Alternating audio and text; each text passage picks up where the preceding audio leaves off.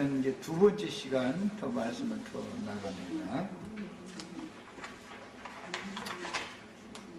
두 증인들은 세대의 맨 끝에 교회 시대의 이제 말미 부분에 종결기에 주님의 분부를 받고 주님의 말씀을 지킨 마지막 종들에 대한 이제 그림으로 제시를 해놓은 건데, 오늘을 사는 우리가 모두 주님의 분부를 받들어서 지키고자 해도 말씀하신 분이 무슨 의도로 말을 했다라는 것을 정확하게 이해하고 그것을 내가 깨닫지 못한 상태에서는 주님의 말씀을 지켜야 할 수가 없죠.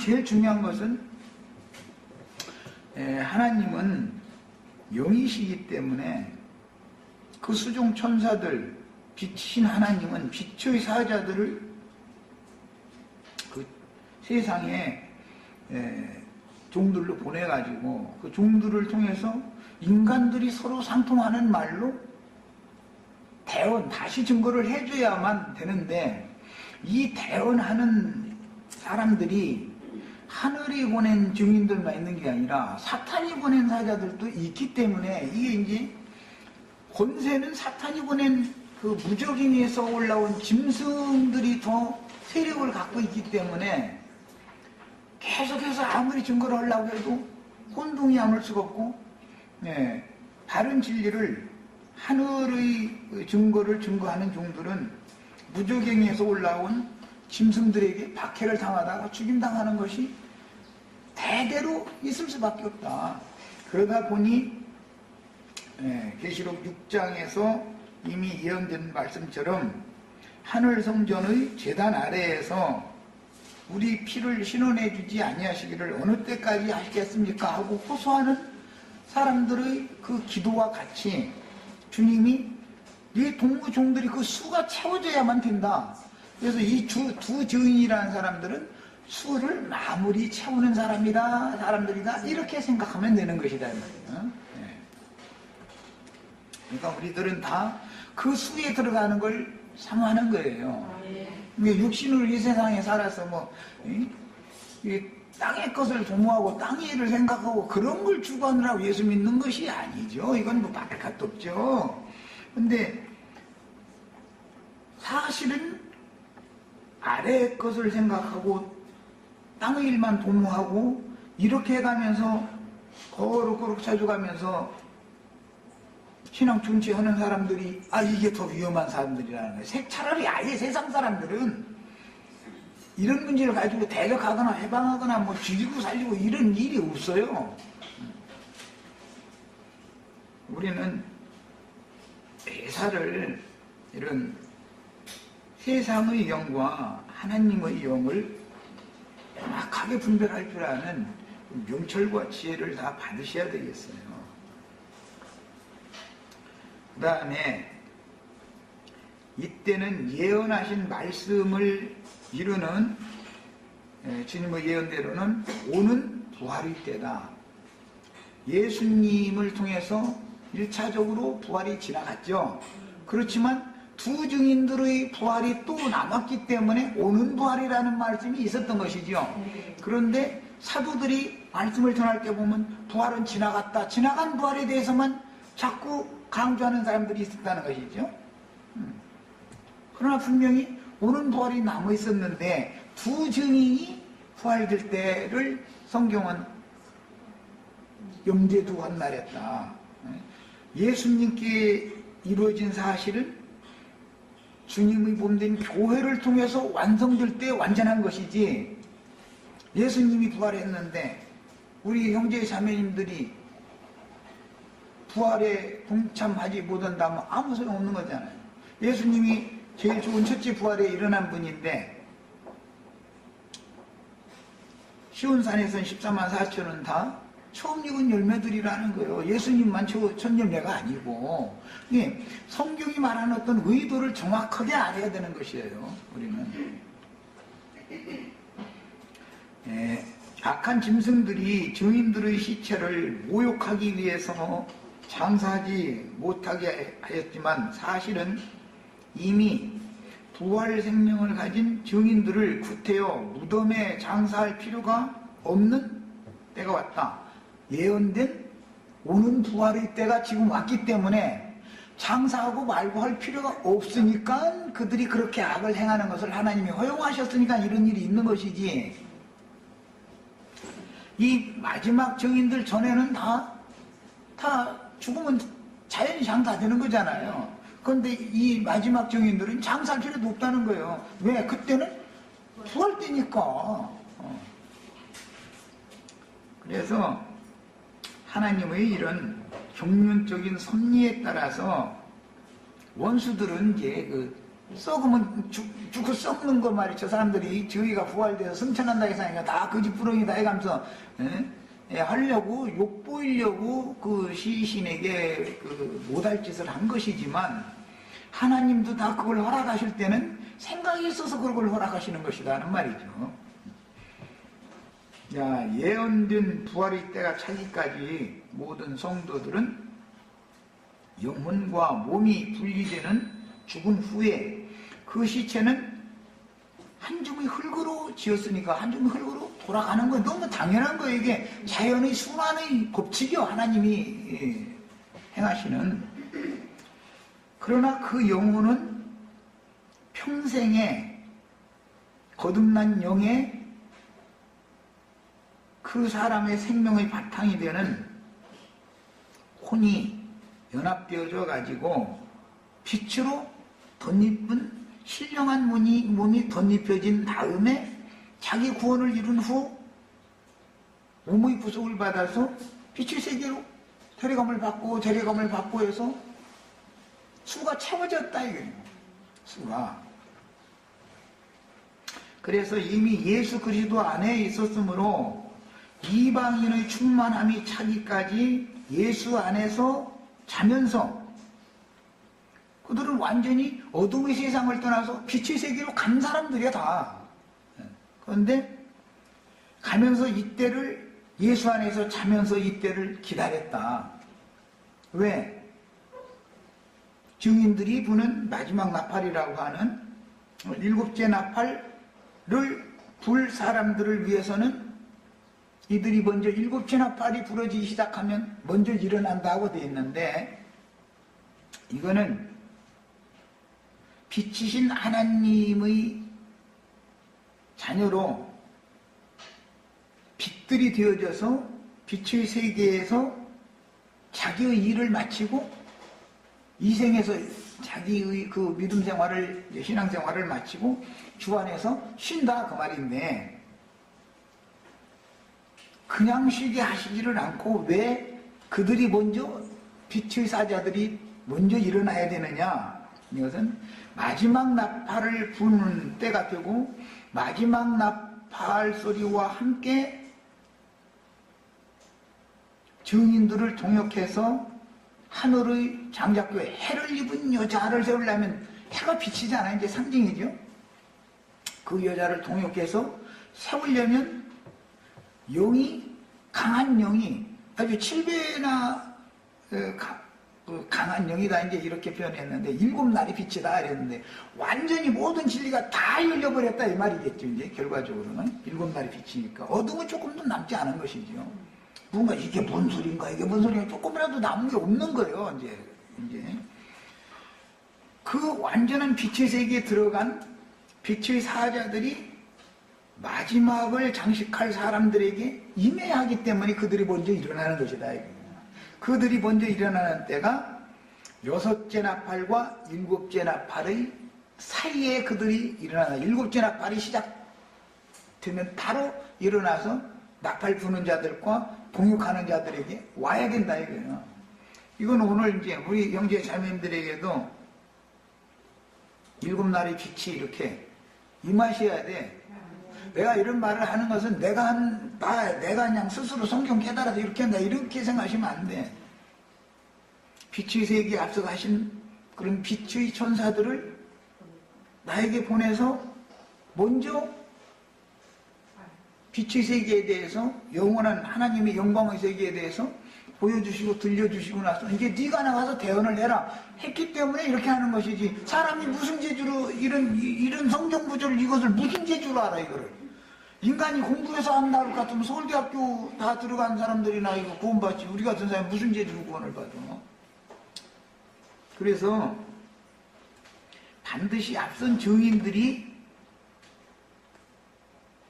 뒤에 나팔을 불 사람들에게 임하실 때는 훨씬 더 밝은 빛으로 임하시게 되어 있는 것이다.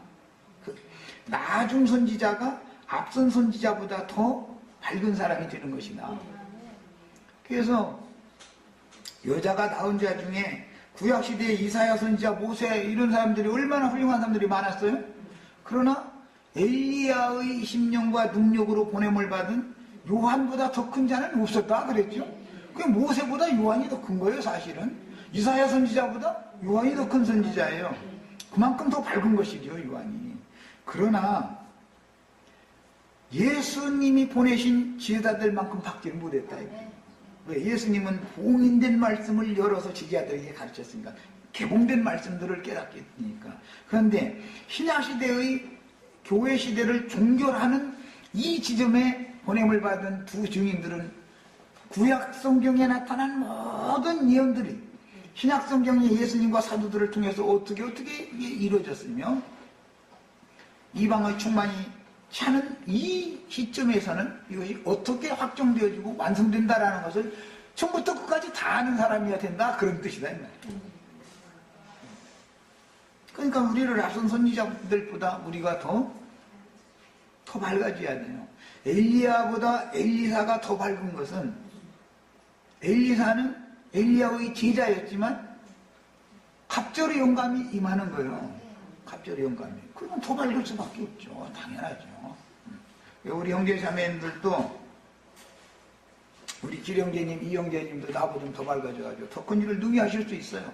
다 하실 수 있어요. 있는 것뿐 아니라 해야 되는 거예요, 당연히. 다 그렇게 꼭 되시기를 바라요. 그 다음에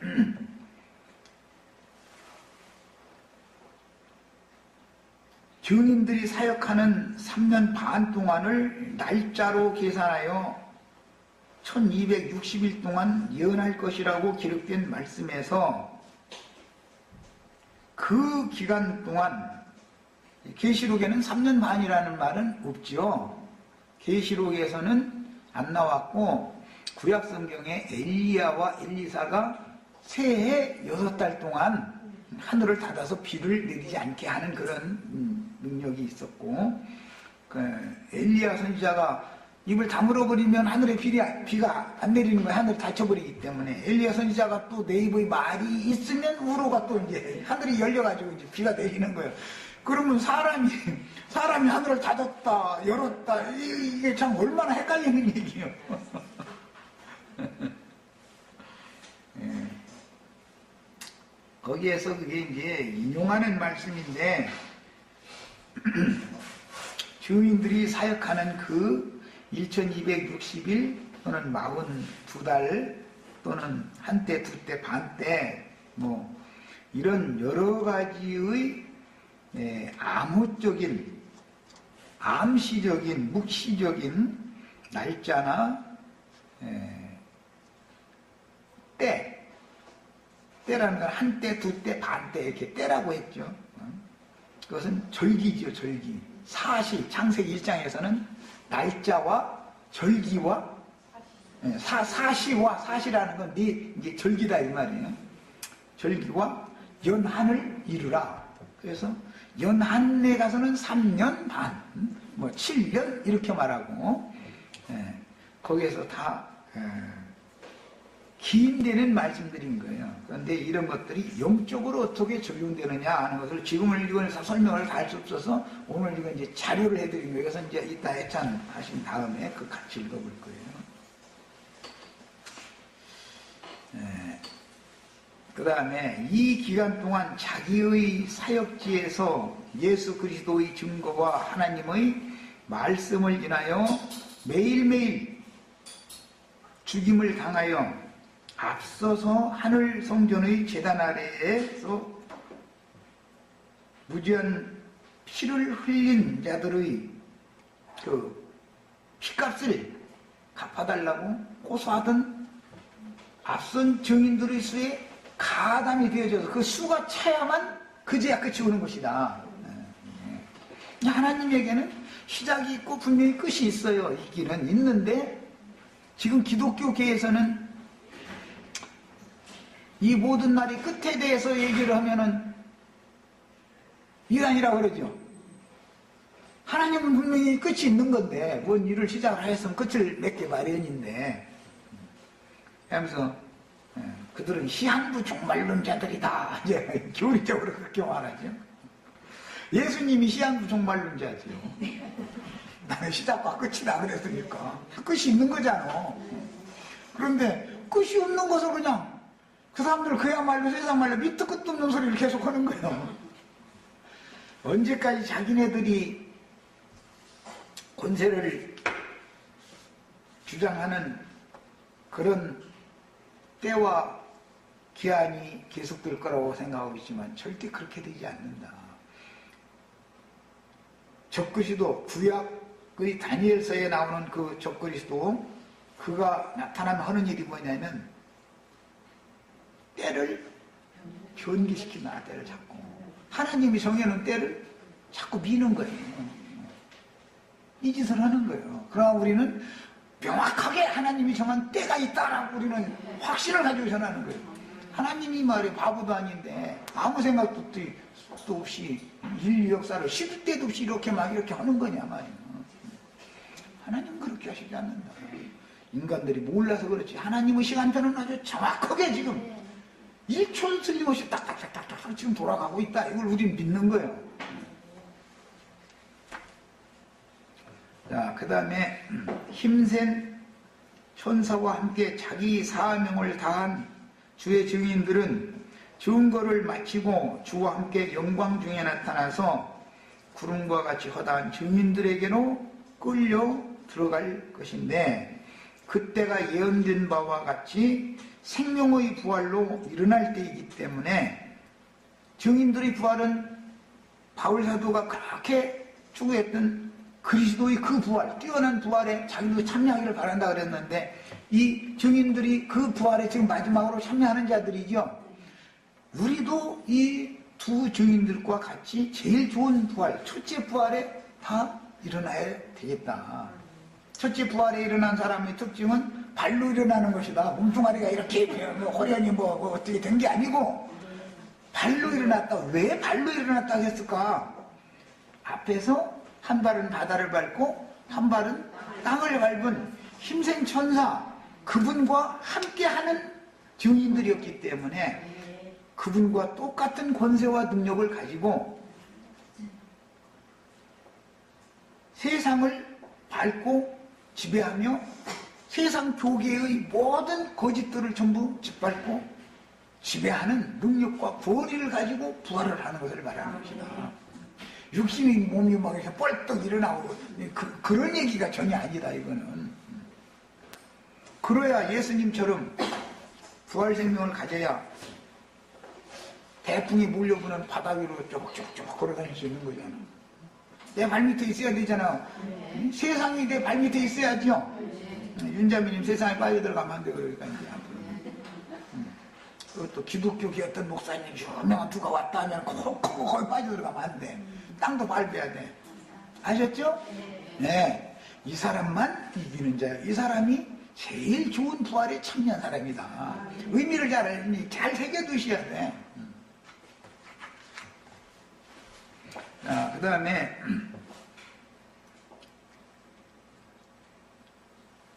힘센 천사와 함께 자기 사명을 다한 증인들의 증거를 마치고 주와 함께 영광 중에 나타나 구름같이 허다한 증인들에게로 끌려 들어갈 때 그때가 예언된 바와 같이 생명의 부활로 일어날 때이기 때문에 오는 부활의 때다. 이제 서신서에는 이렇게 나왔죠. 그런데 그게 지나갔다 하면 그때 당시는 그게 그야말로 이단자들이죠. 지나갔죠. 지나갔지만 오는 부활이 또 있다는 것이 예언이 되어 있으니까 양면을 다 믿어야 되는 거였어요. 그런데 오는 부활이 바로 두 증인의 부활 때다 이 말이에요. 어떻게 부활된다고요? 발로 일어서는 거다. 발로 일어서는 거예요. 이렇게 다 성경의 말씀들을 감춰놨으니 부활절 지킨다고 해가지고 부활되는 건 아니지 않냐. 자, 증인들의 수가 마지막 채워지면 곧 그때가 예언된 이방인의 때 끝이요 이방의 충만함이 차고 이스라엘 12지파가 하나님의 종으로 오는 세상에 남겨져야 되기 때문에 인맞는 때다 이 말이야. 때가 이해되셨죠? 자, 이 말은 결국 주의 보내심을 받은 증인들은 자기에게 맡기신 사역을 마치는 대로 1260일 중의 어느 날에 죽임을 향하는 거예요. 1260일이 꼭 차야 1260일 차는 날 증인들이 한꺼번에 싹 죽는다 이 말이 아니고 1260일 중에 어느 날짜에 죽을 거예요. 그런데 1260일이라는 그 날짜가 시작되는 날 우리는 죽으면 더 좋아요. 제일 오래 살아봤자 1260일 동안 더 사는 거니까 이 생에 오래 살았다라는 것은 그만큼 이때는 더구나 아주 힘든 때인데 악한 날에 오래 살 필요는 없는 거죠. 기왕이면은 평안하고 안전하고 좋은 시기에 이렇게 나팔 불다가 그날이 시작되자마자 딱 들어감을 받으면 제일 좋은 것이에요. 난 그걸 아주 최상이라고 생각해서 난 그것만 사모해 지금. 네, 그 다음에 진리를 대적하던 악인들은 그건 다 불신자들이 아니에요. 믿는다 하는 자들이고 다 땅에 거하는 자들이에요. 바다에 거하는 자들은 증인들을 죽이지도 않아요. 무적행에서 올라온 땅에 거하는 자들, 땅에 거하는 자들을 괴롭혔기 때문에 땅에 거하는 자들을 죽이는 거예요. 이해하셨죠? 그래서 증인들에 대한 악심을 품고 자기네들을 괴롭게 했기 때문에 악심을 품고 그 시체를 욕보이기 위하여 시체에 대하여 하지 못할 짓들을 공공연히 행하고 다른 증인들과 진실한 신앙을 고수하는 신앙인들에게 수치와 죽음에 대한 공포심을 심기 위해서 의도적으로 이런 짓을 하는 것이죠. 증인들이 부활하는 3일 반은 3년 반에 대한 축소된 날수인데 은혜의 시대를 종결하는 마지막 3년 반이라고 하는 이 기간은 다니엘서 9장 27절에서 이게 인용하는 말로서 7일에 62일에가 지나가면은 69일에가 지나갔으니까 마지막 한 일회가 남는데 한 일회가 시작이 되어져도 그 한 일회의 절반이 되어지면 기름 부음 받은 자가 끊어진다 그랬죠. 그건 예수님이 죽는 것을 말한 것이죠. 예수님이 3년 반 동안 사역을 하고 죽은 거예요. 마지막 일회를 이제 70일의 전반부를 이제 주님이 하신 거예요. 사도들이 후반부를 성령께서 사도들을 통해서 후반부 3년 반을 사역을 또 하는 것이죠. 야, 요한이 3년 반을 마무리를 했다. 요한이 3년 반의 일을 했는데 두 증인들이 이어서 또 하죠. 두 증인들이 사역을 한다 해서 끝난 게 아니죠. 12장에 넘어가면은 두 증인들은 사역을 다 마치고 주님 품에 갔는데 여자의 남은 자손들도 여전히 또 양육을 할 사람들이 또 남죠. 그런 걸 보면은 7년이라고 하는 한 일에 또는 70일에 77절 최종적으로 이제 희년 그러는데 이것은 예수님이 오셔서부터 희년이 임해가지고 매 세대에게 반복적으로 희년이 처음에 믿을 때 믿음으로 죄와 사망의 법에서 해방받았죠. 희년 자유자가 된 거예요. 위에 있는 예루살렘 우리 어머니는 자유하는 여자잖아요. 자유자. 뭐요? 죄의 속박에서 해방받은 사람들이다 이 말이에요. 그러니까 율법의 저주에서 완전히 벗어난 사람들, 율법과 상관없는 사람들이죠. 그럼 해방을 받았다는 말은 근거는 뭐냐? 다니엘서 9장의 71의 이상에서 보면 아주 죄가 끝나고 죄악이 완전히 영속돼 버려. 그러면 완전히 죄의 권세에서 벗어날 수가 있는 것이죠. 자, 그 실제는 처음에는 복음을 듣고 믿음으로 자기에게 신전이 적용되지만 이 육의 장막을 입고 있는 동안은 죄가 나를 늘 만질 수 있죠. 이 육의 장막을 벗으면 완전한 신년이 오는 것이죠. 완전히 해방받는 거죠. 이제 육체의 저주에서 이제 완전히 해방받는 거예요. 이것이 신년이라는 것이 그렇게 시작이 되어지고 그렇게 종결되는 것이 반복되는 얘기를 하는 거다. 그래서 7년이라고 하는 것은 반복되는 것이지 7년이라는 것이 한 번 지나가고 끝나는 게 아니다 이 말이에요. 자, 그 다음에 열왕기상 18장 16절로 18절 사이에 보면 읽어드립니다. 아합이 엘리야를 만나려 하여 가다가 엘리야를 볼 때 저에게 이르되 이스라엘을 괴롭게 하는 자여 니냐. 아니 아합이 보니까는 그냥 엘리야가 입만 벌리면 이스라엘이 괴로워하죠. 왜 그러냐? 엘리야는 땅을 치니까 땅에 가는 자들이 그냥 아주 괴로워서 못 살겠는 거야. 그런데 그 대표자가 아합과 이세벨이었죠. 결국은 땅에 거하는 자들이 대표자인 아합과 이세벨에 의해서 엘리야가 순교당하는 건데, 기독교인들은 엘리야는 죽음을 보지 않고 불말이 이끄는 불병어 타고서 뿅 하고 하늘로 올라갔다, 우리도 그렇게 된다, 지금 그걸 믿고 있는데, 참 그걸 설명을 해주려면 숨 넘어가죠. 숨 넘어갈 수밖에 없어. 내 육체가 죽음의 고난을 당하는 건 불말이지요. 불술이지요. 이게 펄펄 타오르는 불 속에다가 나를 집어 던져 넣으면은 이거 타고 내 영혼은 하늘에 하나님께로 가는 거지 지금. 그런데 또 이렇게 말하면 그거 뭐라고 이단이라고. 야, 이러고 나오니 이건 뭐 당할 수가 없어. 당할 수가 없어요. 이 문제는 하여튼.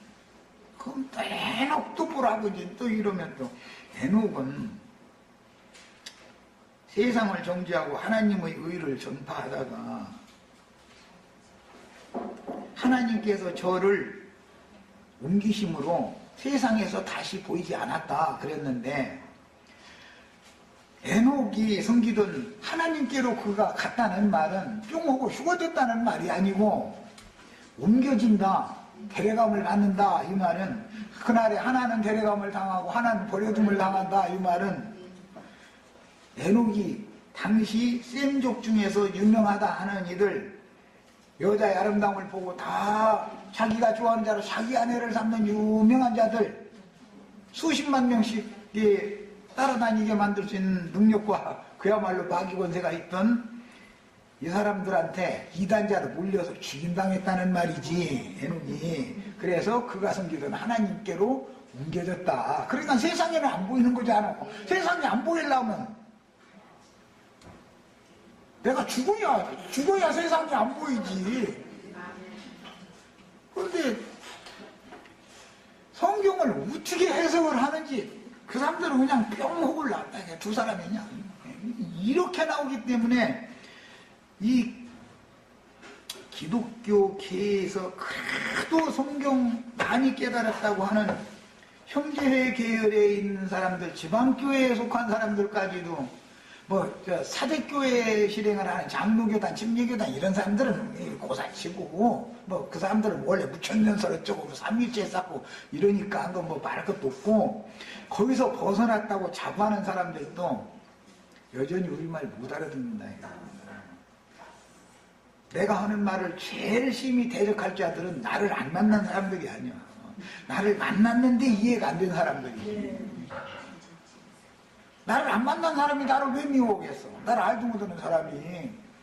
어떤 유명한 조용기 씨가 나를 기억이 나겠어? 나면 이제 거기서 배울 때는 다니고 몇 번 만나기도 하고 이제 그랬지만, 나 같은 사람 기억도 안 해. 그 사람 하도 수십만 명씩을 늘 접촉하던 사람인데 나 같은 사람을 수십 년 지난 다음에 뭔 재주로 알겠어? 나를 미워할 필요가 없어. 그 사람은.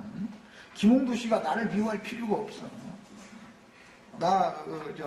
초보 신앙을 지도해준 분은 박영선 목사님이라고 아주 장로교에서는 그래도 참 제일 정통이고 아주 좋은 신앙을 가진 그런 분인데 그분의 제자 중에 하나였고 김성수 목사라고 죽었더만 그 젊은 친구하고 어떻게 나보다도 먼저 죽어가지고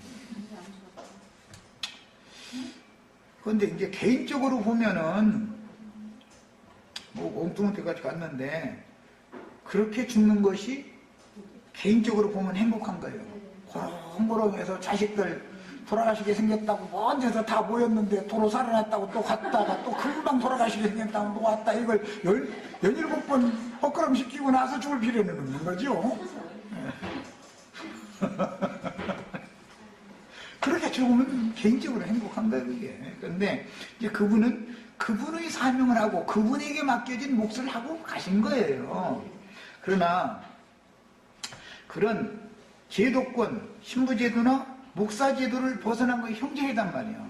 우리는 다 예수님이 부활하시는 날 지자들을 형제라 부르시고 교회 중에서 지자들과 함께 하나님을 찬송하는 거 이게 형제교회단 말이야.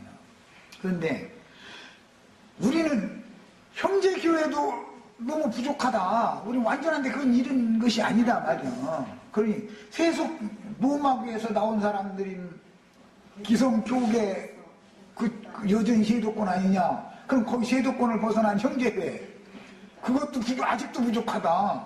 그러고 이제 하늘의 장작교회 이러고 앉았으니 간격이 멀어도 너무 먼 거예요. 이게 로마교 사람들은 아예 말 상대도 안 되고 개신교 중에서도 그래도 좀 성경 출판 읽었다는 사람들도 어느 부분에 가면 예수의 피로 막 우리가 은혜로 구원받고 오직 믿음 막 여기 하면은 다 아멘이 다 돼. 거기까지는. 그러다가 신부나 목사라는 제도권을 하면 안 된다. 그것은 율법 종교 조직 아니냐. 이렇게 나가면 목사님이 없어가지고 어떻게 신앙생활을 하냐 이거예요.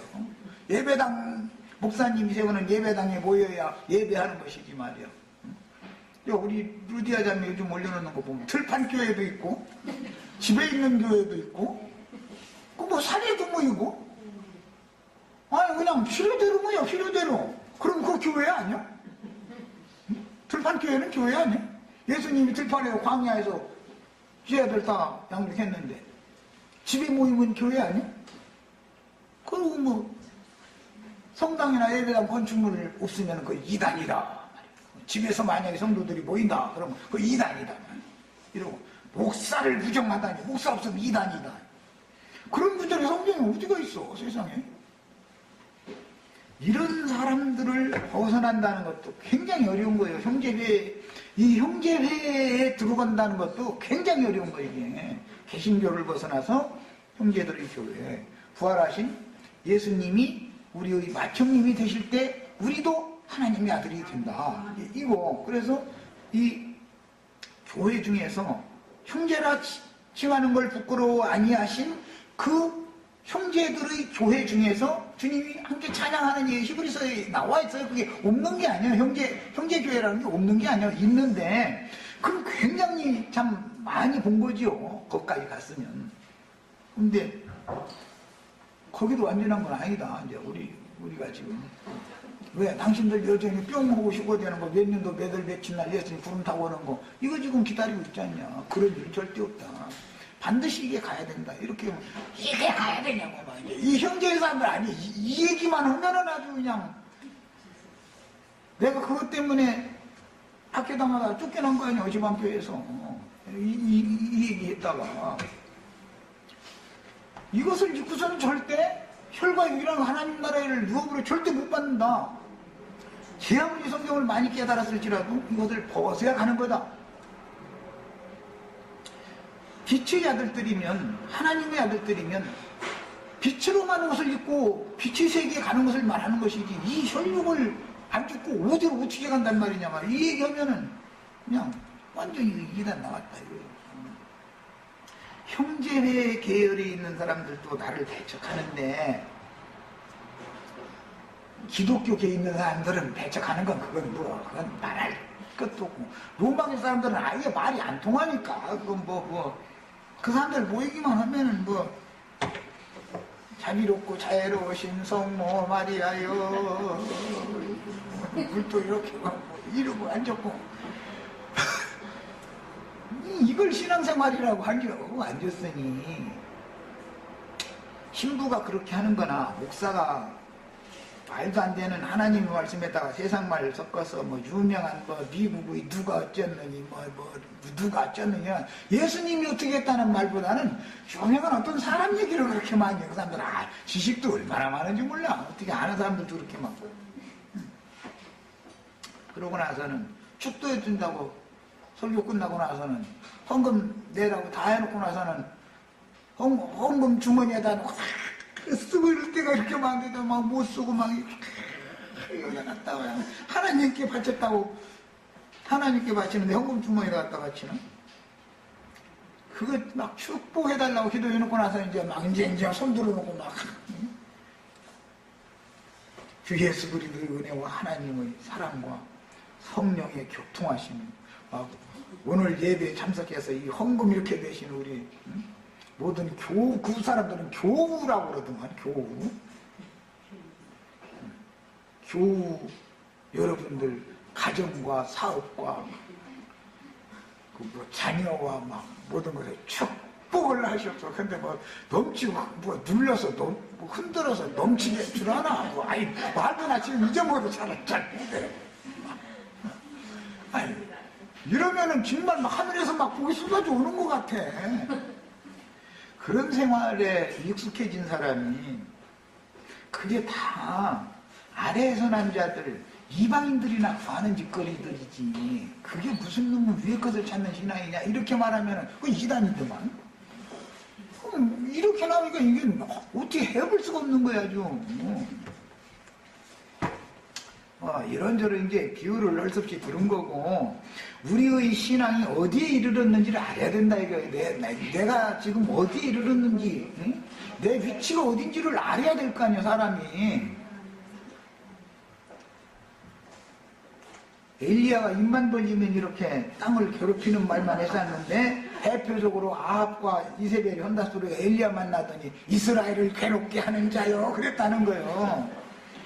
그럼 엘리야는 또 뭐라고 답변하는 거예요? 내가 이스라엘을 괴롭게 한 것이 아니라 당신과 당신의 아버지 집이 이스라엘을 괴롭게 하였다 그랬어요. 그랬죠? 유대교 지도자들이 음녀 이세벨의 남편 이 사람들이 아합이 하는 짓거리가 사실은 하나님의 구속받은 하나님의 자녀들은 참 이스라엘을 괴롭게 하는 거잖아. 실제는